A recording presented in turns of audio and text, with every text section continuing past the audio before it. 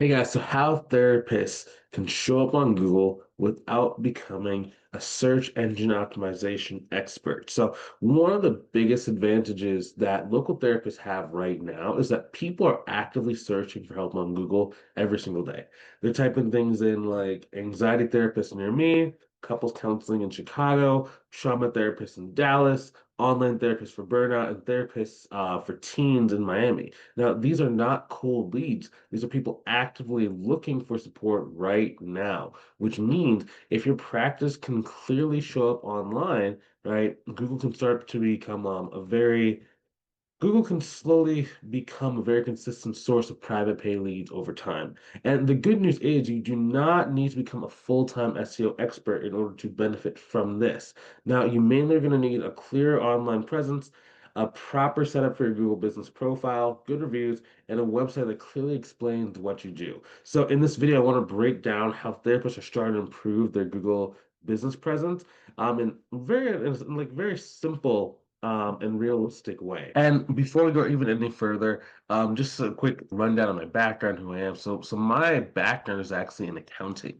Now, I started an accounting firm back in 2015, and as I was growing that, my neighbor saw my success and asked if I could help her. At the time, she was a school therapist. Well, she was technically a school psychologist, and she really wanted to start her own business because she had like aging parents that she wanted to take care of, and if it wasn't, there was no one really there to help her do that. So the only way she could see how to do that was by opening her own practice so that if like maybe they needed someone or needed her to go drive to like an appointment or some kind of like hospital appointment, she would be able to actually help them out and be able to do that without necessarily needing to, take off of work, have to ask a boss she can do that. So she just needed that extra flexibility. Now, when she saw how I was growing my business, she was like, "Hey, can you help me?" And at the time, I didn't really know if like it was a thing for people to pay for, like you're giving them advice on like marketing and stuff. So I was like, well, okay, cool. So I negotiated like equity inside the practice because yeah, I didn't know if someone would be willing to pay up front for my services. So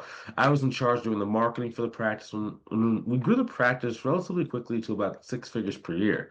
Now during 2020, I took a pause, and like it was just kind of like there was a lot of stuff going on in the overall market and just the overall world in general. And I was taking time to reflect and decide I wanted to pursue other passions, right? So I sold my equity stake in the practice, and I started coaching other therapists how to start and grow their practice using what I had learned from the practice I co-owned.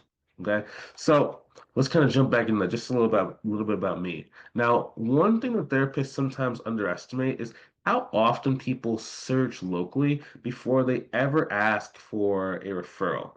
Now, a lot of clients are searching because they're either overwhelmed, they're anxious, they're struggling in relationships, burned out, trying to help their child, or dealing with trauma. And many times they want help quickly. So Google becomes one of the first places they look. And in the future, it's going to be like AI searches, like ChatGPT to like recommend like a therapist, right? So first you just show up on Google, and then you're going to be able to kind of start expanding other avenues as well to where you can get more like referred more often. Now, this is great for services like couples counseling, anxiety therapy, EMDR, trauma therapy, child counseling, family therapy, right? Google really wants to show people nearby businesses, trusted businesses, and businesses with like clear information. And that's why your presence online is gonna like matter so much. Because if your profile is incomplete or confusing or even outdated, right, people are gonna move on to another therapist like within seconds, like boom, boom, boom, boom, boom, right? It's really, really quick. So let's kind of talk about how to like what makes a good business profile. Now, one of the most important things is that this listing, right? It's very, very, very important because it's going to start putting you on the Google map. It's going to start giving you like more local searches and like more business listings. And basically, Google is what's called a search engine, right? So someone's going to type in some kind of search query or like a therapist like there's a lot of different things that they might be looking for when they're typing it in, right? So you want to give yourself the best opportunity that no matter what they search, if it's related to your specialty and like what you offer, you're going to have the potential or the chance to show up in front of those people, in front of like other therapists, right? Because like usually when it comes to like these Google Maps, whoever's at the top is usually going to be like the first people or the first person people go to. And usually it's like in terms of let's say like 1 out of 10 scale, right? So like 8 out of 10 people are going to go to the listing like the first one. And then like the remaining like 2 out of 10 people are going to like kind of filter through these rests, right? So you need to make sure that we can show up like as high as possible. And like there's some of like the stuff that we have to kind of we'll talk about how to do that as we go through this video. Now, your business profile can display like your reviews, your website, your phone number, your office location, hours, photos, services, right? And honestly, sometimes people may connect or contact you directly from the Google listing before they even visit your website, right? So that's one thing. Like if you don't have a website, I would encourage you to get one like as quickly as possible. But just in case you don't have one yet, you can still have this Google listing that can still refer clients to you without the website. So you don't have to kind of go into a panic if you don't have that right at this very second. Now,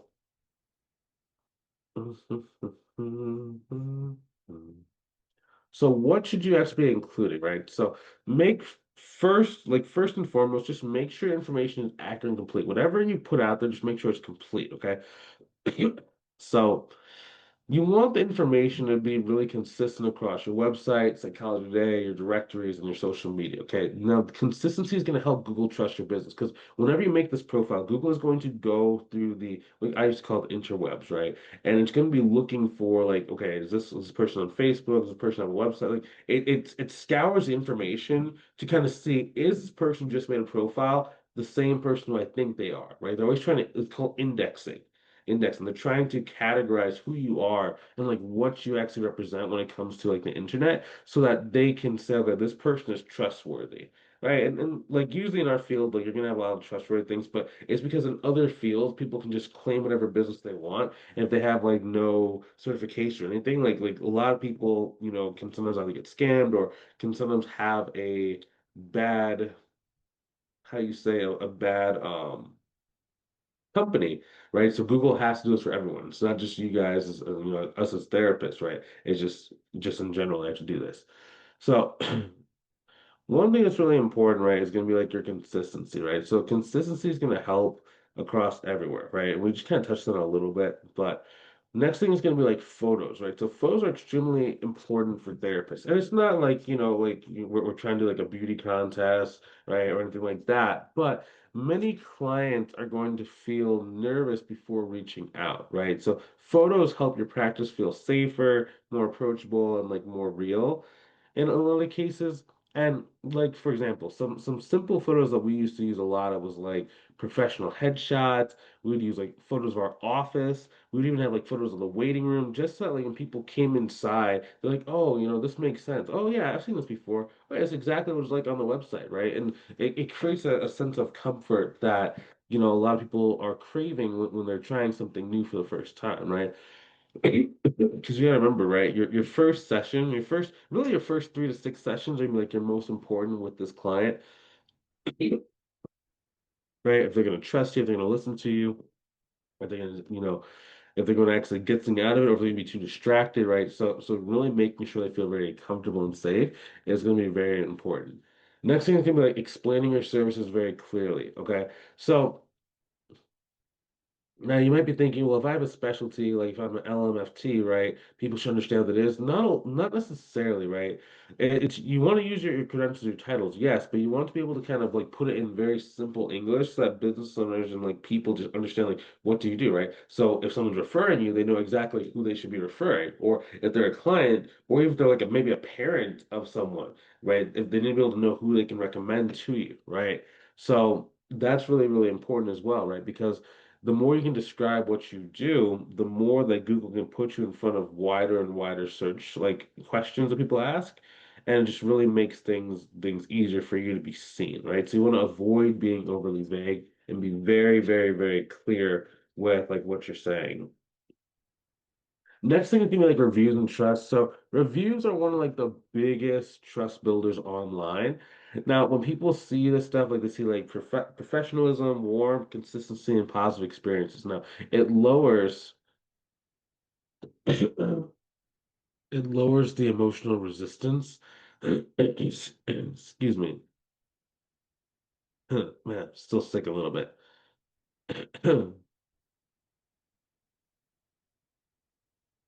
It just lowers emotional resistance around reaching out, right? Now, obviously, right, when it comes to like ethical ethics and stuff, like we have to be very, very careful ethically regarding like reviews and confidentiality. Like you never want to pressure clients and you always want to follow your like licensing board, ethical guidelines, and local regulations. But many therapists ethically get reviews through like workshops, speaking engagements, consulting, non-consulting services, and professional relations when appropriate. So you might not necessarily need to get reviews straight from your client. It could just be around like this person is very ethical, this person is very caring. It could be like the parent of a child as well can leave a review.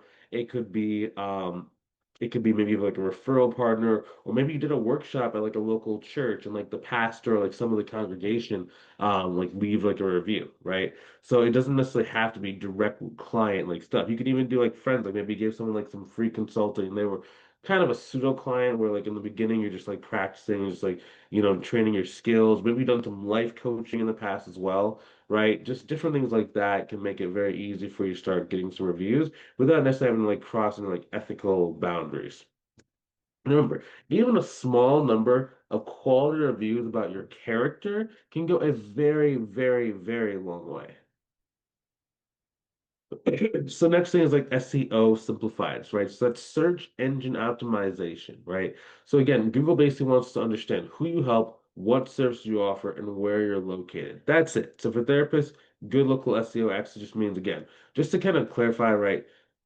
Explain your services very clearly.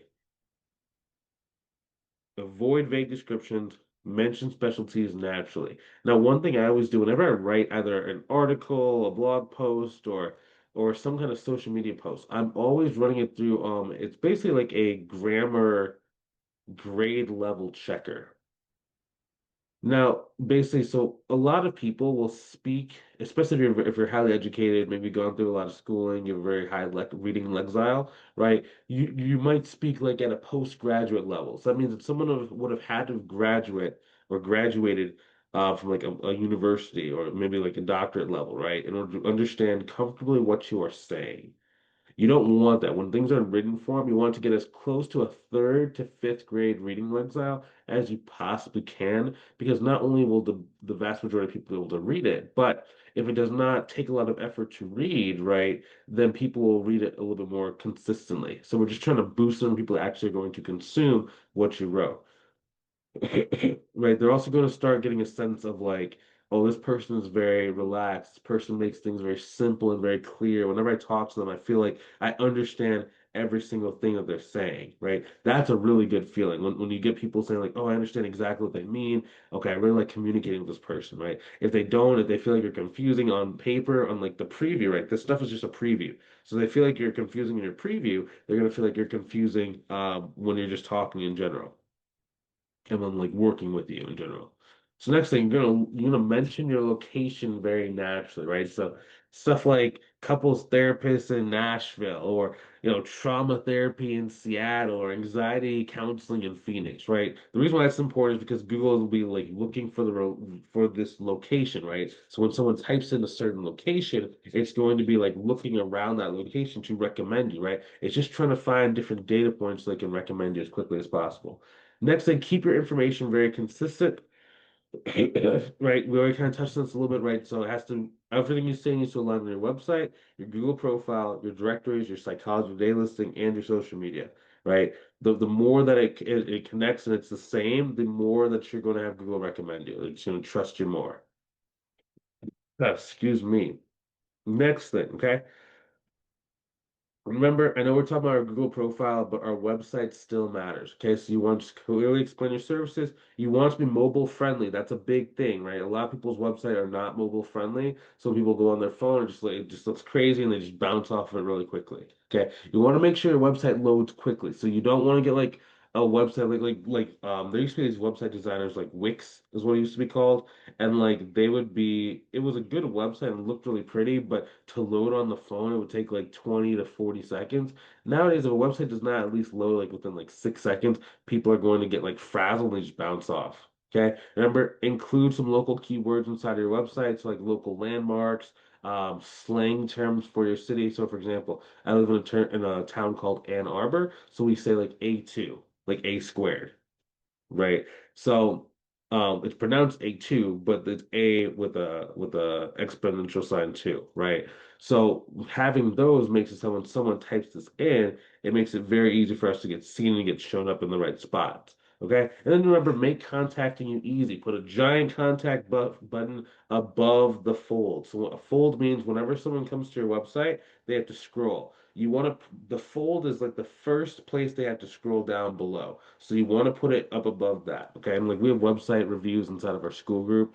And maybe if you're watching on the YouTube channel, we have it on the YouTube channel as well. So you can kind of get a understanding of that. But those are going to be the basics for you when it comes to that stuff. Okay. Remember, don't overcomplicate things. Just focus on clarity, consistency, trust, easy navigation, and strong messaging. Okay. Because remember, at the end of the day, your online presence should make someone feel excuse me, at the end of the day, your online presence should make someone think like this therapist understands what I'm struggling with, and contacting them feels very easy. Okay, that's the real goal. Good Google presence, good local SEO, good messaging, and everything is just going to work together to help the right client find you.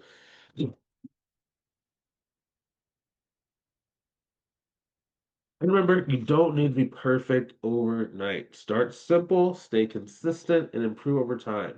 Now, if you want some help building a private practice, right? Click the link below this video to book call me so I can help you in our mentorship program. Okay? I'd love to learn more about you. I'd love to learn more about your practice and help see if I can create a more consistent system for getting not only private pay clients, but just helping you build your firm in general. Okay? I will be using the skills I learned when I was using mine. Okay? So I will talk to you soon. Have a good rest of your day. Take it easy and talk to you later.